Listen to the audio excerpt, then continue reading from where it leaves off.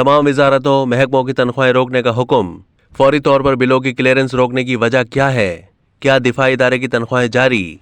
तलवार की तरह सर पर लटकती हुई माली और माशी मुश्किलात के पेश नज़र वजारत खजाना ने accountant general of Pakistan revenue को वफाकी वजारतों, डिवीजनों और मुंसलिक महकमों के बिल की अदायगी ताहुकुम सानी बंद करने का हुक्म दिया है। हत्ता कि तनख्वाहों की अदायगी भी रोक दी गई है।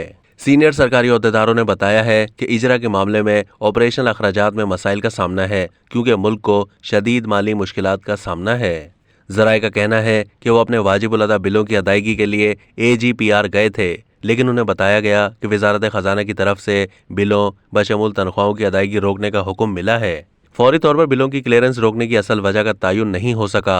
जराए का कहना है कि दिफाई इदारे की आइंदा महीने की तनख्वाहें और पेंशन पहले ही जारी की जा चुकी हैं। अब तक के लिए इतना ही। मजीद मालूमात के लिए डेली जंग के YouTube चैनल को सब्सक्राइब कीजिए।